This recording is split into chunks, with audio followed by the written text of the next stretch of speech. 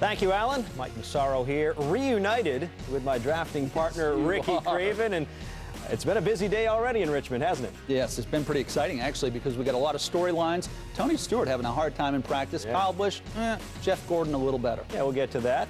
Lots to talk about. Coming up on the show today, the final practice of the regular season is in the books, or just about anyways. Who appears to have the hot setup for Saturday night? We've got your practice highlights. At the epicenter of the bubble battle are two drivers, Kyle Busch and Jeff Gordon. Who has the better chance of becoming chase eligible? We'll discuss. And what about the favorites? Jimmy Johnson looks resurgent while Denny Hamlin has momentum. Hear from those who are already locked in.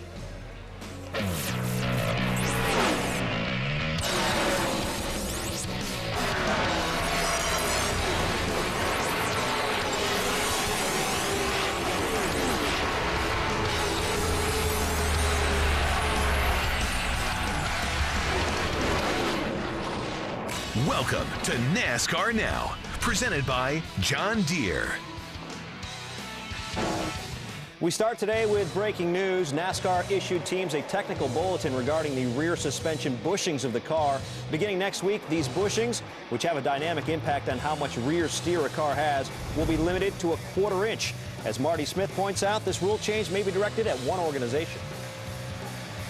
NASCAR on Thursday issued a technical bulletin to its Sprint Cup teams regarding the rear suspension of the race cars to combat a setup strategy that many feel has given Hendrick Motorsports an aerodynamic advantage this season. And once Hendrick started doing it, according to Kyle Busch, everyone else did too.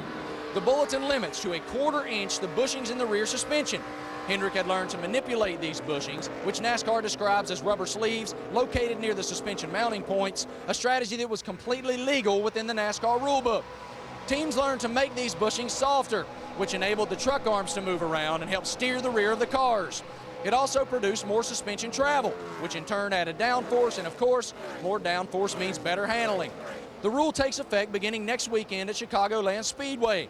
I spoke this morning with Sprint Cup Director John Darby. He said it changes no rules, rather reconfirms to the teams the limits that were already in place. He also said there could be considerable change with this area in 2013. Thank you, Marty. Ricky, the timing of this, it comes right before the beginning of the chase. What do you think of that? I don't think it's a coincidence. I think it's, the greatest tool that NASCAR has in maintaining parity is to throw a curveball to the crew chiefs and the teams, in this case in the form of a rule change that has to do with the suspension that, ironically or not, has clearly to do with what Brad Keselowski was complaining about a few weeks ago. So I think it's an effort to maintain parity. I've seen it through the years, and it's not always what you see is what you get. In other words, I'm not sure that Hendrick had a big advantage. I think that there were teams taking advantage of it and teams that weren't. But I'll bet you it was the majority that we're onto this. This could be a pretty big deal. What effect do you think it'll have on the drivers? Well, it's not going to have an effect at a track like Martinsville, less of an effect at New Hampshire or Phoenix, but a pretty significant effect on the mile-and-a-half tracks. And remember, half of the races in the chase are on these high-speed mile-and-a-half tracks where you have 190 mile-an-hour corner entry speed. That's where this really comes into play. What this does is this limits how much the cars can be out of yaw, how much the right rear of the body can be kicked out. From a driver's perspective, Mike, if you have gotten used to this, if you have become dependent on this feel, it's going to affect you a great deal. If you hadn't gone there, if you've been within this tolerance of a 1/4 inch, it's actually an advantage because you're not going to miss what you don't know. So I think it's going to be great drama going into Chicago. Big curveball. Could change things quite a bit. Well, it's not in effect this week, so we won't pay attention to the rule change just yet. Let's see how everyone looked in practice. A couple of sessions as they tuned up for Saturday night's race. Kyle Busch, he's the man right now who holds on to that final wild card spot, at least for the moment, back in 12th. His car wasn't terrific, though. Spent a lot of time in the garage trying to dial that in. Posted 21st fastest time in the first session. Meanwhile, Jeff Gordon, well, he controls his destiny by winning on Saturday night. And well, he's got a strong race car, but not exactly what he wanted. He's in the top 10, 10th fastest in the first practice, still looking for a little bit more speed. Meanwhile, Carl Edwards, he needs practically a miracle on Saturday night to make the chase. Not only does he need to win, he needs Kyle and Jeff to have a very bad day. 17th fastest in the first session, but a lot faster in the second session, up at the top of the board. Tony Stewart, not at the top of the board, the bottom of the board. 42nd fastest in the first session, and as we speak right now, 41st in the happy hour session for Tony Stewart's. Jeff Burton might not be in the chase picture, but he has the fastest car in the two practices combined. Carl Edwards was the fastest in the second practice, but was 17th in the opening practice.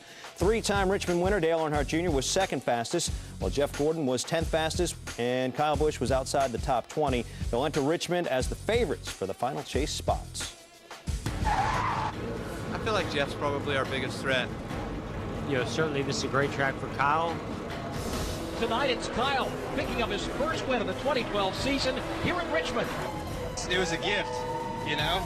Man, I just don't know where it came from. They're into the outside wall. Both drivers trying to gather it up. Jeff Gordon got the lead as a result of all that. We never gave up on one another, as a team, or you know, on our abilities. We're in the chase this week. You know, we just got to protect our spot. You know, this chase is too important for me not to make a move like that. Both Kyle Busch and Jeff Gordon control their own destinies for the final wild card spot. Both can clinch a chase spot with a victory. If none of the other one-win wild card drivers win at Richmond, Busch can also clinch a wild card by finishing 12th or better. And he's finished 6th or better in the last 7 Richmond races. And for a little bit more insight as to what's going on in Richmond, we turn our attention to Ryan McGee. And Ryan, what's the mood in the 18 and 24 camp right now? It's a little tense, and I think it should be, quite frankly. And, you know, it's funny because you guys just did a great job of going over all the scenarios, and in the media center all day, and on Thursday, everybody's going through the math, and what's this and what's that. Well, simple as this. If one of those guys wins, they're in. And Kyle Busch and Jeff Gordon, and honestly the 6 guys that are kind of the other guys that are in that bubble, they believe it's between those 2 guys, and Kyle Busch would love it if it was just between those 2 guys on the last couple of laps. I think it would be great that it was us 2 going after the win, you know, whether it be he leading or I leading. But in all reality, I think it comes down to every man for himself, and this is everyone's year. This is your year, this race here, to try to make it into the chase. Otherwise, if you don't make the chase, essentially the way I feel about it is you're just another car out there making circles. So, you know, I'd rather it not get ugly. Now, he would rather not get ugly. Jeff Gordon says it will get ugly if the situation is right. He still is kicking himself over the fact that, and he said it just moments after the finish of the Atlanta race, he said, I should have put a bumper to Denny Hamlin. He said 15 years ago, a younger Jeff Gordon would have done it without thinking. If he's in that situation again on Saturday night, the bumper will be in play. Right now, we're going to be treating anybody that's in front of us as if, you know, they're the enemy. So that's, you know, that's the way it's going to have to be approached. And, you know, I think that it's our responsibility to go out there and be aggressive and do whatever it takes to win. It's others' responsibilities to know what's on the line for themselves as well as their competitors. And so it'd be no different than if I'm leading the race and Kyle's behind me. I know what's coming. And I think that whether you're a teammate or not our teammate, you should know what's coming. Now, Jeff said it. What about these other guys? Those other guys need a lot of things to happen, and they need something to happen to the 2 gentlemen we just heard from. So they'll be doing a lot of math, whereas Jeff Gordon says, I just got to win, and Kyle Busch says, I just got to stay in front of Jeff Gordon. All right, Ryan, thank you very much. Hey, Ricky, you know what I'm going to do this time? I'm going to look at that camera. That's the right one. I'm going to look at that one this time. It is for now. It is for now. Hey, you know, talking about Kyle, you know, you look at his statistics at Richmond, and on paper, it looks like this is a lock for him. I mean, his average finish there, 4.7, 4 victories. What could possibly go wrong? Well, that's part of the problem is the expectations, Mike. I mean, the whole world is aware of those numbers, and everybody expects Kyle to come in and have a really strong practice, qualify up front, lead the most laps. So far, that hasn't happened. That's the first thing that can go wrong. But short track racing, you associate flat tires, bump fenders. Not so obvious. Last week, look at this. Bad restart, spins the tires, going through the gears. Watch Kyle here. Second gear, goes to third gear, going to go to fourth gear, but he gets a bump, has to grab the steering wheel, And while this is going on, the RPMs are climbing, climbing, climbing. So, Mike, here's an example of something that can happen that's not so obvious on TV, not so obvious to everyone, but sort of the intangibles. You can over-rev an engine real easily just by getting a little bump from behind. That's going to happen all night long, those type of scenarios. And those are the things you have to protect against when you're thinking, all I got to do is have a good night. All I need to do is take care of business. All right, on the other side of the coin, you got Jeff Gordon trying to overtake Kyle Busch.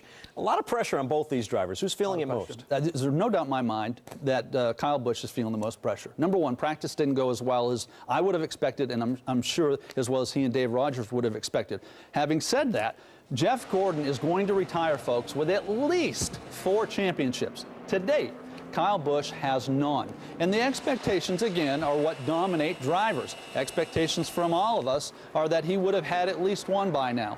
Okay, he's been doing this a long time. You look at Jeff Gordon, rock solid in practice, not spectacular, but typical Jeff Gordon. From Kyle's perspective, Mike, I think that Kyle is feeling the pressure not only to get into the chase, but that pressure to eclipse the 5th place he's had in the standings, which is his highest. He's been doing this several years now. Got to be wondering, when is it going to come? And September, October, November haven't been good months for Kyle, okay? Those types of things sort of dominate you, keep you awake at night. It's fascinating as a race fan watching these drivers deal with the pressure. Yes. And they're going to be under it for, well, Saturday night for sure, and perhaps the 10 weeks following that. Folks, don't go away. We still have plenty left under the hood. Tony Stewart is already locked in, but can he really afford to race like there are no consequences? Why, there's still a lot on the line for the defending champ. And is Greg Biffle being overlooked? We'll hear from the Biff, hear what he says he needs to do to get a little respect in the regular season finale. Nationwide qualifying coming up just after this show, and believe it or not, this is your fastest driver in practice, Travis Pastrana, with an encore performance with Roush Racing. NASCAR Now is presented by the all-new, all-powerful John Deere Gator RSX 850i. Be sure to catch NASCAR Now Saturday morning at 9 o'clock. What's it like being on the bubble for this race? The mindset of those drivers, no doubt, a little different than those who have already clinched and have begun looking ahead.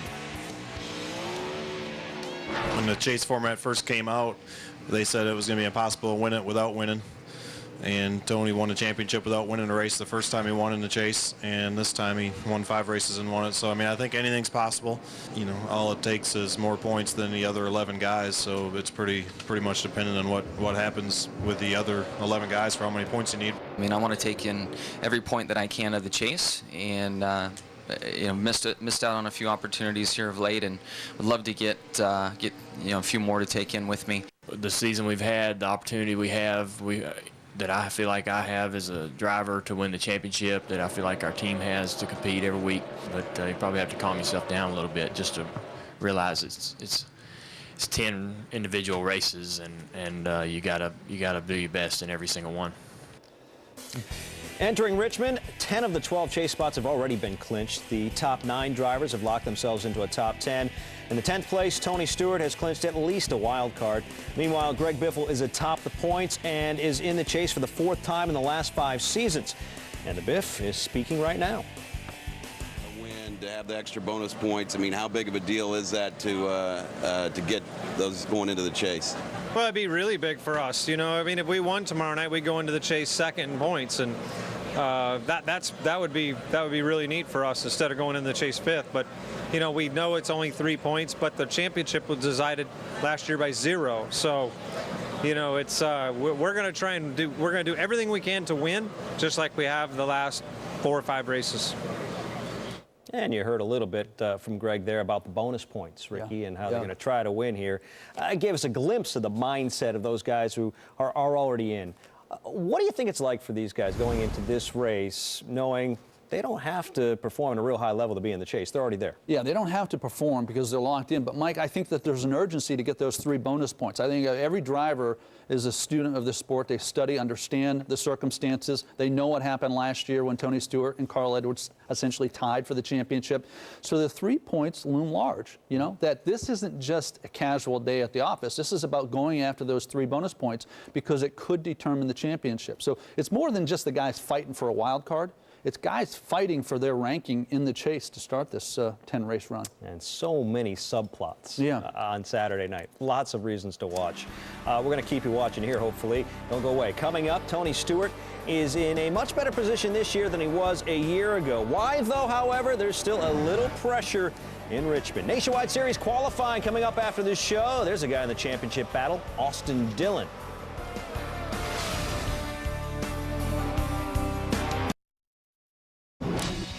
Welcome back to NASCAR Now, presented by John Deere. Tony Stewart steps high and wide to the outside lane. It's a Stewart-Haas Racing breakaway at the front of the field. Tony Stewart opens the chase with his first win of the season. Tony Stewart is closing it down on Clint Boyer. He wins on Monday. He wins on Sunday. Stewart trying to get around Jimmy Johnson. He's got him cleared off 4. Woo! Tony Stewart wins at Martinsville. Race 8 in the chase for the NASCAR Sprint Cup is just underway. Tony Stewart making this championship race interesting. When this chase started, he made his mind up he was going to win it, and I don't think anybody can stop him right now. What do you have to say to your competition this week? I don't think we have to say anything. A 3-time NASCAR Sprint Cup champion, Tony Stewart wins it. Oh my God, are you kidding me? If this doesn't go down as one of the greatest championship battles in history, I don't know what will. Yeah, it was definitely one of the greatest battles in championship history. Before the chase, Stewart was winless with just 3 top 5s in 26 races. But he turned it on in the chase, winning 5 times, a record for a single chase with a 6.3 average finish. He also led 200 more laps during the chase than he had led before the chase. That was last year, though. Can he duplicate that magic? I mean, it's hard to predict what's going to happen. I mean, I wouldn't have predicted last year was going to end up the way it did, but you know, I wouldn't have predicted that this year was going to be the way it is right now either. So I'm just trying to take it a race at a time right now. You could just say now that you don't belong to the chase, and you could do the same thing. I wish, if that's what I thought it would take for it to work, I'd be right on it and be pulling up everybody's transcripts from last year, trying to make sure I get it exactly word for word. So if we honestly think it works, then sign me up for it. Things turned around. I wish I could answer why, but for a whole year you guys have asked me how we did that, and I still don't know how we did that, so it's hard to predict. And Tony Stewart is locked into the chase, Ricky. We know that, but we're not sure how. I mean, he's had finishes of 19th or worse in the last 4 races, and because of that, he's still 10th in the standings, but could potentially fall outside the top 10 and become a wild card if he doesn't perform well on Saturday night. How much do you think that figures into his mindset? I don't think it figures in a lot, and this is atypical of most drivers and most situations that I would refer to, but he is so much different than most drivers. Tony is the only driver that has won at each of the tracks, the 10 tracks in the chase. The only driver, not Jimmy Johnson, not Kyle Busch or Jeff Gordon, any of these other drivers fighting their way in. Tony's done it. Now, with that comes a lot of confidence. And with Tony, I think what he needs more than anything is to have fun. I talked to him in January, this past January, about the run he had in the chase, and he said, Ricky, it wasn't about sleep, and it wasn't about me getting my arms around all the crew members and then telling them how much I appreciate them. It was about me relaxing and enjoying myself, getting in the dirt car, getting in the World of Outlaws car. That's what he needs. What he doesn't need, and what he's having to deal with in the last month, is losing a sponsor, is to re-sign a teammate, and to operate this program as an owner. I think he needs to put that hat on the shelf, put the driver hat back on, and he can light up these 10 races like no one we've ever seen. And no question. Right? No question. That's what he needs. All right, we'll be paying very close attention. Folks, still more to come here on the show, and be sure to stay tuned. Right after, we've got Nationwide Series qualifying. You can see the cars already lined up on pit road out in Richmond. That should be an exciting qualifying event. Don't go away. NASCAR Now is presented by the all-new, all-powerful John Deere Gator RSX 850i. Lug Notes is brought to you by the all-new, all-powerful John Deere Gator RSX 850i. When Ken Schrader takes the green flag Saturday, he'll become the 10th driver in NASCAR Cup Series history to make 750 starts. In other lug notes, in 2 weeks at New Hampshire, 2-time K&N Pro Series East champion Mike Olson will make his Sprint Cup Series debut. driving for longtime friend Frankie Stoddard. And add Eric Almirola to the list of fathers in the NASCAR Sprint Cup Series. His wife Janice gave birth to a baby boy, Alex, earlier this week. And one of the week's bigger stories has involved Nationwide Championship leader Elliott Sadler. It's been confirmed he will not return to RCR next season. Earlier today, Sadler addressed the media, explaining he doesn't expect this situation to become a distraction. I think it's going to be pretty easy to stay focused. It's not every day that you get a chance to win a championship, or you get a chance to win races week in and week out. And I saw Tony Stewart and Darian Grubb win a championship knowing that they were going to be somewhere different the following year. I've seen Matt Kenseth compete at a very high level, all summer long, and I think it's a legitimate threat to win the championship on the Cup side. And we're going to do the same thing. Me and my guys are very focused. A lot of guys on my race team have never won a championship. I've never won a championship in NASCAR's top 3 levels. So even though it looks like I will not be a part of RCR next year, I think to be in this situation that we're in the points battle that we're in, and it's having the success that we're having, I think it's going to be pretty easy to stay focused. My guys want it really bad. They deserve it. I want it really bad. I feel like I deserve it if I keep doing what I'm supposed to do. And, Richard Childress deserves it. He's given me everything I could possibly ask for as a race car driver to be competitive week in and week out. And we're going to go try to make it happen. All right, Ricky, so Elliott Sadler is saying it won't be a distraction. What do you think? I think it'll be a great distraction. Yeah, I've never seen a lame duck driver perform with the same focus, the same attention as he did before he made that announcement or knew that he was headed to another team or another direction. I think that Elliott can do it, but it obviously complicates matters, and it comes down to this: relationships, personalities. How does he communicate with his crew chief, Richard Childress, his owner, going forward? That's critical. All right, another story that has just crossed regarding Junior Motorsports. It's been announced that Tony Eury Sr. and the organization are parting ways. He's been there for quite some time and has been involved with Dale Jr. for a long, long time. What impact could this have? I think it's a very sensitive situation. Everybody amongst that team looks up to Pops. And I think it's complicated because it's family. And Tony Eury Jr. is still obviously a big part of the equation.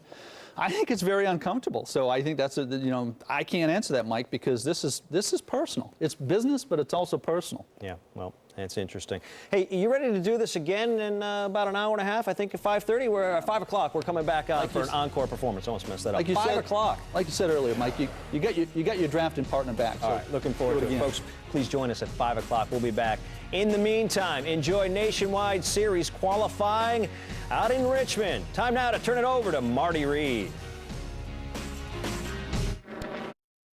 Relationship.